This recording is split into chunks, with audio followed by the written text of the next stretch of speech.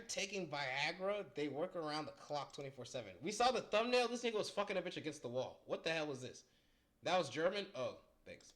Jamie Randall works as a salesman at an appliance store, and all customers are highly satisfied with him. He can sell absolutely anything. During the workday, Randall flirts with his colleague. This nigga's a great actor, by the way, bro. Every movie I've seen this nigga in, peak. Christy, her boyfriend Jerry, isn't fond of their interactions. During a break, Jamie and Christy have some fun in the warehouse, That's the work wife? Nigga had the work wife. Of course he's not fond of their interactions. but a phone accidentally falls out of Christy's purse and dials her boyfriend's number. Oh no, he's getting cucked over the phone. This is our nigga? Oh no, I'm pissed. Oh, okay, imagine your bitch cheating on you and then she butt dials you. What's your next move? What's your next move? Oh, no! What's your next move? Jerry overhears the two in their intimate moment and storms in, making a scene. Slightly bruised, Jamie hurries out of the warehouse and spots a beautiful girl named Amber in the store. There's no way after this nigga got his ass beat after fucking on another nigga's hoe, he's immediately blitzing other hoes. This nigga's, he keeping it P. I fuck with that. I fuck with that. Handing her his business card. The hero, still eager to meet the next hottie after work, gets kicked out of the store by Jerry. Later, Jamie has dinner with his family, where relatives discuss work and profits. The guy grows bored as the conversations continue. His parents congratulate his brother Josh on his job. When Josh's girlfriend asks what Jamie does for a living, their mother proudly replies that Jamie is good with technology. Josh, however, reveals that Jamie was fired and teases him for it. Jamie Dickhead. He's such a hater. reassures the family that he's still figuring things out. Josh tries to persuade his brother to go into pharmaceuticals, saying it's more profitable. The family dives into a discussion about sales in medicine. After dinner, Bro, anything's fucking profitable, bro. If you find a way to sell that bitch and market it, bro. I don't know what that nigga's talking about. Jamie and Josh sit on the porch. Jamie gets a call Finley, did you say join in? Yeah, you're lost. from another girl, and Josh jokes that if women paid for his leisure time, Jamie would be rich. On his brother's advice, Jamie attends a training session at a pharmaceutical company. A woman on stage talks about the lucrative field of selling medications. The company offers training to become a They really be selling fake pills that end up making niggas' situation even worse, bro. That's why, like, these man-made pills, bro, you can't listen to these niggas, bro. Go smoke some weed. No, don't smoke weed, bro. Don't smoke weed. But, like, you know, like, I feel like the answer to every, like, disease is on the planet, bro. It's already here. Niggas just be making some pills and chemicals and concoctions and throwing a price tag on it just to sell it to niggas. That's ridiculous. Pfizer consultant. Jamie is determined to be the best in the group and trains hard, even at home. His ambition impresses the course leader, who gets to know him better. After training, Jamie heads to You gonna end up fucking her. Ohio. Local manager Bruce Jackson takes him on his first assignment. Bruce tells him that the consultant's main goal is to make money. In the pouring rain, Jamie walks near the local hospital and tries to talk to the doctors, but they ignore him. The men decide to grab coffee in the lobby, where Jamie spots a blonde and attempts to flirt with her. Jamie shares his strategy for approaching women, and Bruce shares his sales tips in return. In the waiting room. Okay, because you can't get no hoes, but I can, so, and I can't sell no pills, but you can, so equal trade. The men observe Trey Hannigan freely What the hell? enter the clinic while they wait their turn. Jamie then heads to another hospital, charming the receptionist into letting him display samples of his medication in a prominent place. As Jamie is setting up his display, a doctor walks by and is unhappy with the appearance of the Pfizer consultant. Quick on his feet, Jamie swiftly hides the competitor's medications in his suitcase. Moments before Cindy asks the guy to leave, a homeless man watches as a well-dressed individual tosses packs of a competitor's medications into a trash can. The next day, This homeless nigga gonna eat the pills, nigga? That's not gonna help you with your starving, my nigga. Jamie arrives at the clinic with flowers for the receptionist and her assistant, getting to know Cindy better in Niggas. the process. Jamie begins to develop his own strategy for introducing his company's drugs into the clinic's lockers, using his charm on the secretaries, much to their delight. Meanwhile, the homeless man continues to sit by the trash cans, collecting the discarded drugs the Pfizer consultant is tossing. In the clinic elevator, Wait, is the homeless nigga gonna end up selling the pills? I don't know. Jamie runs into the blonde again. Lisa explains that Jamie doesn't have enough status to interest her. Later, Ew, fuck you, bitch. Bruce has lunch with Jamie and expresses dissatisfaction with his performance. He advises Jamie to find an approach to Stan Knight, a friend of Trey Hannigan. Jamie eventually meets Dr. Knight at the clinic and offers him money in exchange for insight into the needs of the doctors. Stan hesitates briefly but agrees, and the next day, Jamie walks around the clinic with him, observing as an assistant. Maggie, a patient, is waiting in the clinic. She tells the doctor that her medication was stolen. When Stan writes her a new prescription, Catwoman. Jamie recommends a drug from his company. As the doctor continues his consultation, Maggie reveals that she has early-onset Parkinson's. She also expresses concern about a strange pimple on her chest, which she shows to the doctor.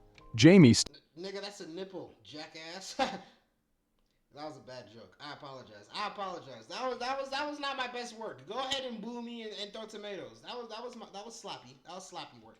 standing nearby, takes an interest in her problem as well. Later, in the parking lot, Jamie is unloading medication from his car when Maggie approaches from behind, intent on teaching this intrusive stranger a lesson. She quickly realizes he's a pharmaceutical rep and is outraged that Jamie was looking at her during the appointment. Jamie stumbles through some nonsense and awkwardly offers her a coffee, but Maggie is unimpressed, snaps a photo of him, and leaves. A while later, Jamie is on the phone, chatting with Cindy about going clubbing. Cindy feels embarrassed by the conversation. At the same time, Jamie is trying to get Maggie's phone number through a mutual acquaintance. Their conversation is interrupted by Jamie's brother, who shares that his wife has kicked him out of the house for watching some peculiar movies. After Josh calms down, Jamie calls Maggie to ask her out. That evening, they meet at the cafe where Maggie works. Maggie surprises Jamie by suggesting they have a casual fling, as she finds him attractive. Later at Maggie's place, they get intimate and learn more about each other. I'd do it. Maggie enjoys spending time with Jamie, and they start engaging in activities in the most unexpected places, like once in an alley, and then continuing in a cafe. One night, Maggie decides to surprise Jamie with a late-night visit. Her sudden appearance is appreciated by both Jamie and, amusingly, his brother. In between their time together, Jamie shares stories from his past. The next morning, Jamie runs into Trey Hannigan by the garbage cans. Trey warns him that it's not wise to throw away drug samples and to Wait, is this fucking Harvey? Yo! stay away from Maggie. As Trey leaves, I bet fucking Maggie, bro. Relax. homeless man approaches Jamie and asks for drug samples. At the clinic, Whoa, he's been getting the homeless nigga looks better. What the fuck's going on? the women begin to act coldly toward Jamie, and Cindy finds out about his affair with Maggie. Jamie takes Maggie with him on a visit, but she grows anxious, fearing their fling might turn into something more serious. She tries to distract Jamie with other activities. Jamie, meanwhile, asks her about Trey, then heads to the restroom to compose himself and turn on his charm. Later, Maggie wants to make Jamie feel good, but instead ends up massaging her own shoulders to relax. She decides that talking about her ex-boyfriend has diminished Jamie's mood. Wow. Despite this, they have a fun evening, during which Maggie tells always want more. They can never just fuck. Is that not? Man, nigga. I mean, shit, nigga like me. I don't know, bruh. I feel like I gotten to the point where it's like, damn, I fuck and then what? Like, that's it. I'm at this point. I'm desensitized to sex, so I need to go on a detox. Jamie about a new medication her company is developing, and Jamie shows her some new exercises. He stays the night. In the morning, as Jamie prepares for work, Maggie tries to open a biscuit, but her symptoms worsen. She asks him not to call her anymore. That evening, Bruce drives Jamie and his brother, reprimanding Jamie for the low number of orders. Josh, meanwhile, is dealing with relationship troubles of his own. Jamie asks Bruce about the company's new pill, but Bruce questions Jamie's competence and why he should trust him with the drug. Later at the bar, Jamie, Josh, and Bruce meet Trey and Dr. Knight. Jamie approaches them to say hello, but the conversation quickly shifts to Maggie, and Trey becomes aggressive. Trey eventually leaves, and Jamie tries to lighten the mood by offering to introduce Stan to the women at the bar. That evening, Jamie misses Maggie and wants to see her, but she's not interested. Josh teases his brother about it. Meanwhile, Maggie is organizing a trip to Canada for the elderly, and Jamie hopes to see her again. He waits for her outside her house. For the elderly? Oh my gosh, I'm not doing this for I said homeless niggas, for old niggas, bruh. They already lived their life. What do they need? Let me not hate, bro. Hoping for a chance to talk. After spending all night waiting, Jamie meets Maggie as she gets off the bus early in the morning. Touched by his persistence, Maggie welcomes him into her home, where they share an intimate moment as if it were their first time together. Meanwhile, Bruce brings a batch of the new pills Jamie had requested, and Jamie begins actively promoting them. The pill quickly gains popularity, and soon Jamie is welcomed at every clinic in the city. Later, Maggie congratulates Jamie on his success. The couple decides to record the moment using a video camera, capturing their playful intimacy. Afterward, they realize their relationship is becoming more serious, spending more time together and cherishing every moment. One night, Jamie proudly tells his mom about the special pill he's been selling, but Maggie accuses him of exaggerating his achievements. Jamie admits to stretching the truth a little, but Maggie asks him to focus on his positive traits. When Jamie struggles to do so, Maggie steps in and speaks for him, which leaves him satisfied with how she sees him. At a bar, Jamie shares stories about the pill with new acquaintances, and the blonde woman from the elevator, Lisa, flirts with him. The bitch that didn't want nothing to do with you because you had no motion? Fuck her, bro. We don't care about this bitch. Introduces Lisa to Dr. Knight before heading home to Maggie. When Jamie kisses Maggie, she notices his rapid heartbeat and worries about his health. He reassures her that the cause is simple. It's the first time he's confessed his love to someone. Back home, Jamie finds his brother engaged in needlework, but to his shock, a video of him and Maggie is playing on the TV. Oh, hell no! He's playing on the TV. Oh, hell no! Hell no! Hell no, bruh. Hell no. Was this nigga gooning to his brother's sex tape? Are you serious right now? Oh, that's so disgusting. Yo, niggas are sick. Niggas are sick, bro. Niggas are sick, bro. Jamie explains to his brother how inappropriate this is. Meanwhile, Maggie's health worsens. He's a gooner. Oh, fuck. And she struggles to open a jar of medication but discovers she's run out. Dr. Knight invites Jamie to a medical conference in Chicago, but Jamie is uncertain and asks Dr. Knight to switch Trey's prescription. That's platinum level goons, bro. That's platinum level goons, bro. Exclusive VIP level goons. To the new medication from his company. Jamie soon learns that Maggie has run out of her medication and, unable to afford more, has turned to alcohol. Worried about her, he watches as Maggie experiences a nervous breakdown. Despite this, they travel to the conference together in Chicago. There, Maggie meets a woman who invites her to an alternative conference for people with the same disease. While Jamie meets with medical representatives, Maggie listens to other stories. Parkinson's disease. Who has that? Who has Parkinson's disease? The nigga from Back to the Future, right?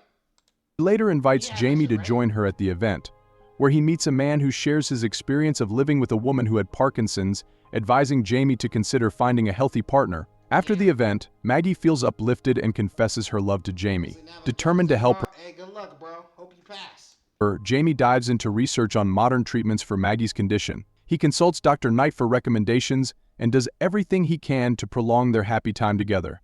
However, Maggie starts to notice that Jamie is becoming too fixated on her illness and, overwhelmed by this, decides to end their relationship. That evening, Jamie packs his belongings into his car and makes one last attempt to convince Maggie to stay with him. But she remains resolute in her decision. Both are heartbroken over how things turned out. Jamie tries calling Maggie later, but to no avail. Stan calls Jamie, asking him to deliver pills to Lisa's pajama party. Though Jamie isn't in the mood to socialize, his brother Josh takes charge and insists they attend. At the party, Jamie listens to Dr. Knight's confession, but their conversation is interrupted by Lisa, who pulls Jamie away to introduce him to her friends. Jamie quickly realizes the situation might lead to something more than just conversation, but Lisa slips an intimacy pill into his drink.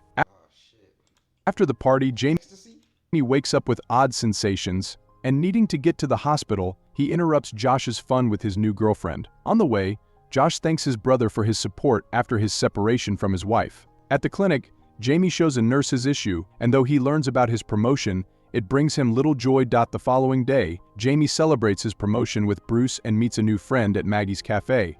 There, Maggie finds out that Jamie is leaving. While packing his things, Jamie accidentally plays the video of him and Maggie together. Overcome with emotion, he drops everything and rushes to find her. A co-worker tells Jamie that Maggie is once again traveling to Canada with a group of seniors. Catching up with the bus, Jamie asks Maggie to talk. He confesses his love for her, telling her he wants them to always be together. In the end, Jamie stays with Maggie, deciding to pursue medical school.